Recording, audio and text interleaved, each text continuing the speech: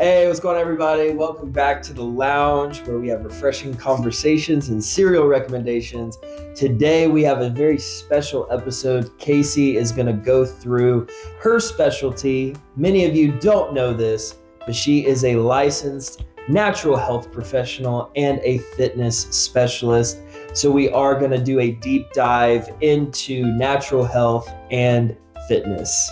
Without further ado, we are going to kick it off with this first category, and that is, what is natural health? I would say natural health is basically the foundations of health. So we're talking the right amount of sleep, the right amount of water, your nutrition, and sunlight. It's not a fancy diet. It's not anything crazy. 4 foundational tactics that are the building blocks of our health, which a lot of people struggle with. And honestly, if you start with those things, you'd probably improve a lot. So I think honestly, sleep is dependent on each person. Like, for instance, I know if I get 8 hours of sleep, I know that's the recommended amount of sleep, but for me, it's not enough. And for women, it's usually 8 hours is usually not enough. Mine is like 9.5 hours is when I wake up feeling good. So I feel like a lot of people know, like, if I get less than 6 hours, I'm not doing great, which there are exceptions to this, babies. But I would say 7 to 8 hours is definitely the minimal. It keeps those cortisol levels low, which cause the cravings to not be as high. It's also really good for burning fat. You're not eating during that time, so you're kind of intermittent fasting. It's all around a really good tool to help us lose weight, burn fat, keep those hormones at bay, and recover. Sleep is one of the most important things for muscle recovery, building our muscles back after a workout or whatever. So it's very important.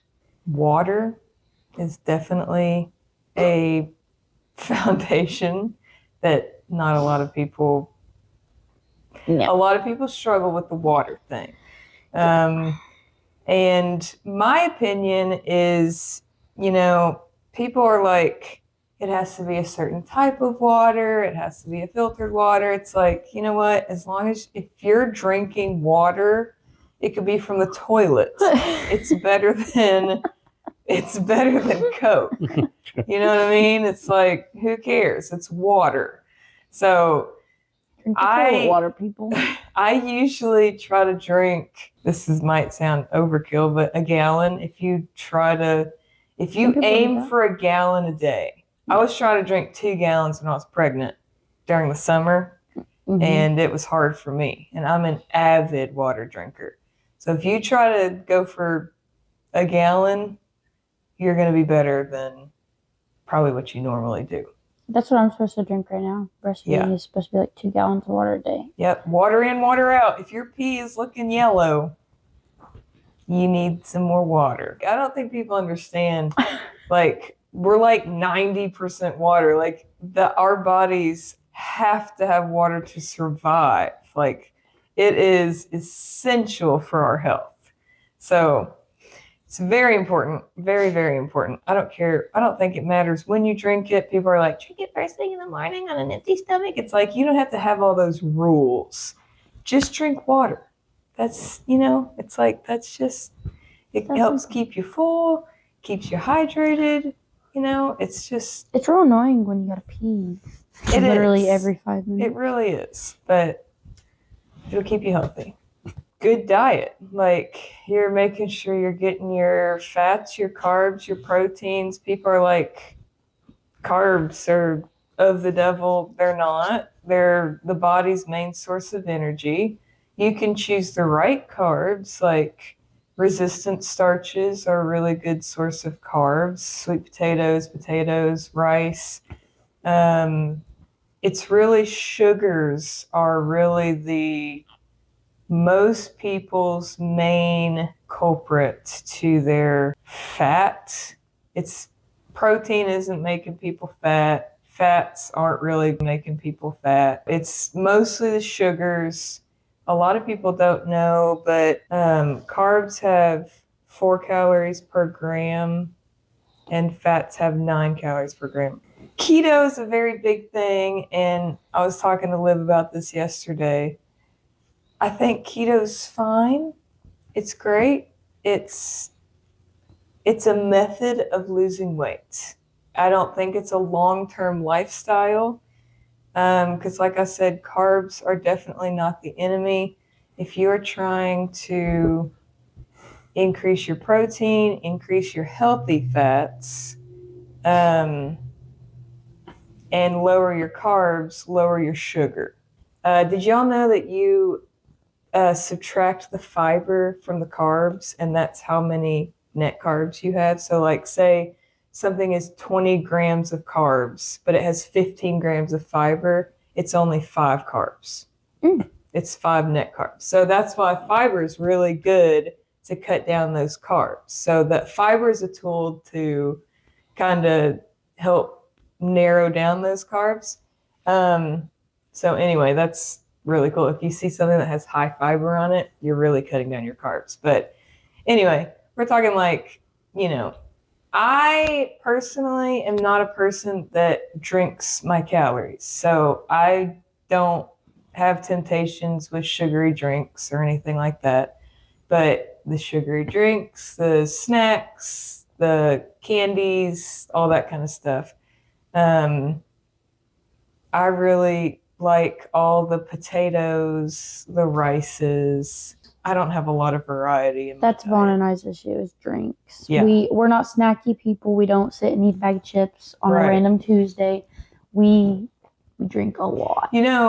A good thing about drinks is they have a lot of alternatives. Mm-hmm. So like diets. That's what we've been. That's like if somebody came to me seeking for weight loss advice, I would be like, just start. People think that they have to, change everything about their lifestyle in one day. You don't. Right. If you change one thing in your diet and one thing in your fitness regimen, you're going to lose weight, because changing your lifestyle just a little bit is going to result in improvement. The thing that gets people is they start these changes, they start losing weight, and then you get down 20, 30 pounds and you're like, wow, I'm doing great. This is so easy. Why doesn't everybody do this? And you hit that plateau, because as soon as you start changing something, of course, your body's going to change. But then your body's amazing at leveling itself out, getting used to things. So it adapts to what you've changed, and then you have to change something else. You have to keep on adding in new things. So you can start with 1 Dr. Pepper a day, adding in some water, going on a walk. Like, just that in itself is going to set you up to get on a different direction. You'll probably lose weight. When that stops working, add in something else. Throw in a strength training, once a week or whatever. Anything is better. Any change is better than nothing, And so I think people think that they have to lose 20 pounds in 1 week, and that just seems too much to accomplish, and so they just never start. It's like, no, add in a water bottle. If you're not drinking a lot of water, add in a water bottle. Go for a walk. It's like, you don't have to do these crazy things. Just start small. You'll get encouraged from losing weight and feeling better, and you'll probably want to do even more. So that's what's great about it. It's like, you don't have to tackle it all at once. people don't get fat overnight and you don't lose weight overnight. It's like, if it took you 5 years to get here, it might take you 10 to get back. But it's just all about adding in those healthy habits. Mm-hmm. You don't have to do it all at once. You can start with one at a time. So is consistency and discipline a big thing as well? Oh, yes. Absolutely. I mean, I think that your biggest success rate is going to be something that you can stick to. So whatever your goal is, like I said, small changes are better than nothing. So if you determine in your brain that you want to lose weight or get healthy or whatever the goal is, you set that discipline for yourself and you give yourself one feasible thing that you are confident that you can stick to. And that is the most important. It's like, I work with a nutritionist, and anytime we add in something, she's like, how do you feel about that? Does that feel doable? And I'm like, yeah, like I'm confident that I can do that. And that gives you a little bit of motivation. It gives you, that determination to do whatever it is. And like some of my changes are very, very small. Like from the outside looking in, it would be like that's a big deal for you. It's like, sometimes it is, because we create habits and, these things are difficult for us these are comfort habits. A lot of my stuff is like comfort stuff, and that's really hard to break. So as long as you give yourself, yourself better than anybody. If you give yourself one or two very feasible, small goals, then eventually you can ramp up and you'll be a completely different person next year if you stick to it. We were talking about it yesterday, but like as long as you, like for a lot of people think that you have to meet a certain calorie intake, but I am supposed to eat about 3,000 calories a day to maintain a good milk supply and like keep a weight. But as long as I don't meet that, I've lost 40 pounds since I've had her. So, because the average person should not be able to intake 3,000 calories a day. But like, you just have to stay consistent with that. I know you talk about with Corey all the time. He can eat like crap and not gain a pound as long as he's not eating X amount of. Corey has proven that the science of fat loss is calories. Mm-hmm. If you're not losing weight, you are eating too much. It's the simple truth. I don't care what kind of anything anybody has. If you're not losing weight, you are eating too much. Mm-hmm. And if you don't believe that, don't eat for 2 days. Tell me you didn't lose weight. It's like if you're going to have 0 calories for 2 days, you will absolutely lose weight. It's impossible for you not to. That's just how it works. So people are like, I did it too. Like people are like, I'm not losing weight. I don't understand. I'm watching what I eat. It's like, it doesn't really matter. It matters what you eat for a health perspective.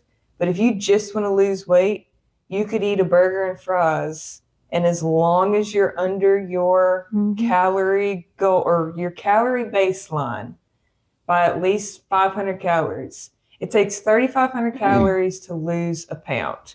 So if you are 500 calories under your baseline every day for 1 week, that's 1 pound of fat loss each week. So that's what a lot of people try to do, is keep a 500 calorie deficit. That's 1 pound a week. So that's a pretty good, that's a little slow for some people, but honestly, the slower the fat loss, the better. Just because your body's not going to get burnt out, it's not going to freak out, it's not going to go into fight or flight, you're not going to have those high cortisol levels. People want to, lose 20 pounds in their first week, and that's just not, if you do that, it probably is possible for some people. It's not very healthy. So what you need to do is find your baseline, which there are tests for it, but I would just suggest counting your calories. You got to be careful with that. Obviously, with everything, there's a balance, but you can go overboard, which is what I'm trying to fix right now. But you got to find that baseline so that you know how many calories for you is a deficit. So if you're maintaining your weight at 2,000 calories a day, then if you go to 1,500 calories, you're going to lose 1 pound a week. That's just how it works. Counting your calories is such an eye-opener. I don't think a lot of people understand how much they eat. It's crazy. And it's like an accountability partner. I will never forget when I first started counting my calories. It's like, I don't want to add that into my calories for the day. It was like, I ate something else. I got to tell my fitness tracker, it's like, I don't think people understand how many times their fork goes to their mouth and how many calories it is. So that's a really strong tool that is very, very helpful in order to lose weight. And how many stupid calories you consume in a day, like sauce and drinks. I'm like, hidden calories and sauce is absolutely amazing. Truly. Peanut butter, if you think that you're eating a serving size of peanut butter, I guarantee you're not. And it's not just about this is a tablespoon. If you want to get real fancy about it, weigh it. And you will be shocked at how little 2 tablespoons of peanut butter is. And that's 200 calories. So if you make a peanut butter sandwich, you're looking at 700 calories easy. That's crazy. For one little sandwich that probably won't last you 3 hours. Which is so crazy. It's sad. It's absurd. It really is. We started really paying. Vaughn's always been very cautious of what he ate. It's just kind of how he grew up. But we really started looking when I was pregnant with her because I was so sick I couldn't. I had to make sure I was eating a lot of good stuff. So we looked at the ingredients. Oh, that'll rock the boat right there. Yeah. It's absurd. The good thing about that, though, is we live in such a modern time that there are a lot of alternatives to any of that kind of stuff. So peanut butter is very good for you. Things like that are really good for you in moderation. So peanut butter, but they have powdered peanut butter. Yes. And that is a third of the calories. They also have I buy 35 calorie bread. So instead of one slice of bread having 80 calories or whatever it is, I get 2 slices for 70.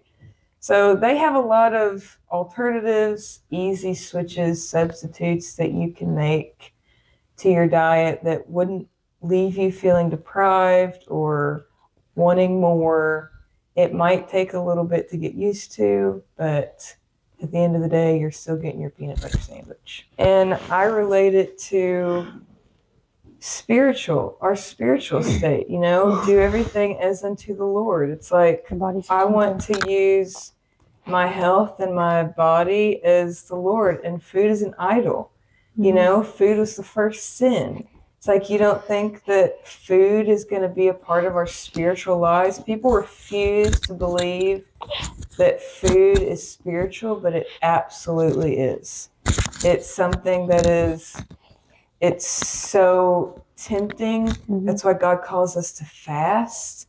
It's it's so intertwined with the Bible. It's amazing. Self-control. You know, you have to have self-control around food.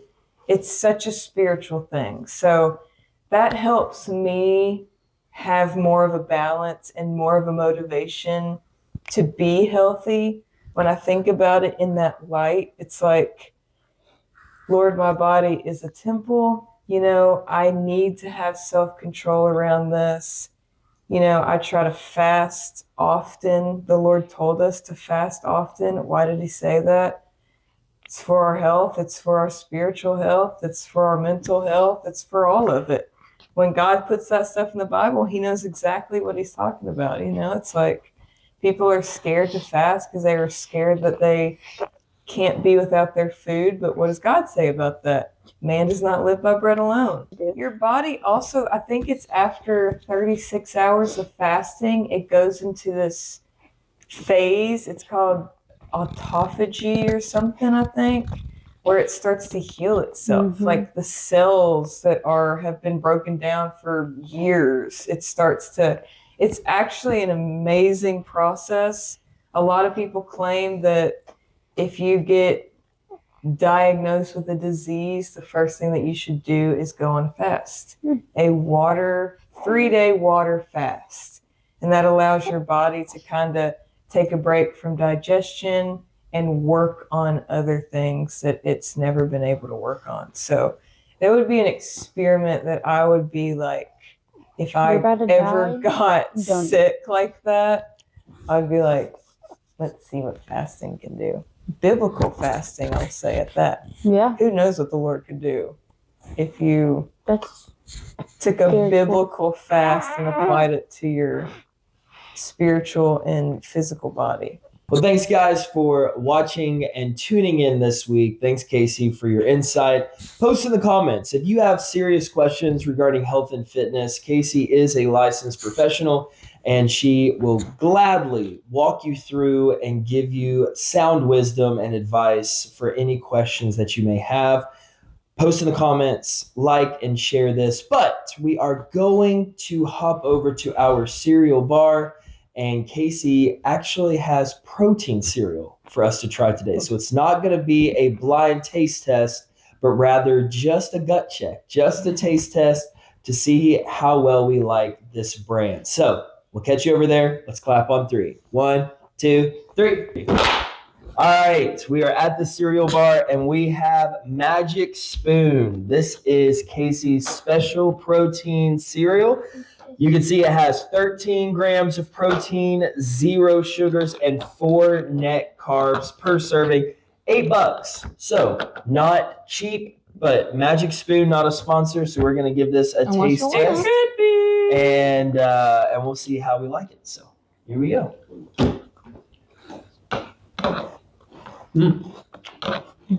Tastes like Fruit Loops. Yep.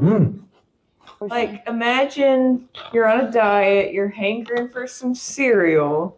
This could be a good substitution so that you're not getting all the sugar. How many calories is it? 150 calories per cup. So a lot of cereals are 170, 180 for 2/3 of a cup. So you get a little more for a little less, and you're getting your protein, less sugar, less carbs for a substitute. Yeah. Not just shabby. Yeah. I mean, all things considered, I would give this a 3.5 out of 5. If you're pregnant, get you a good protein cereal, baby Yeah. girl. You know what I'm talking about. Vaughn, what would you give it out of 5? I'd probably give it a 5 out of 5. It's good. Cool. It's good. I like it it a lot. tastes just like Fruit Is Loops. this that natural milk? Raw milk? Yeah, no, you got fat-free. And they also have a chocolatey variety, which is really good. This Really is good. just the fruity kind. I think they have a cinnamon chocolate. Mm. It's pretty good. What's your rating? I take 4 out of 5. Yeah, very good. Very good. Wow. The Magic Spoon did well. All right, guys, thanks so much for watching. Make sure you like, share, comment, and subscribe to our channel. We greatly appreciate your support.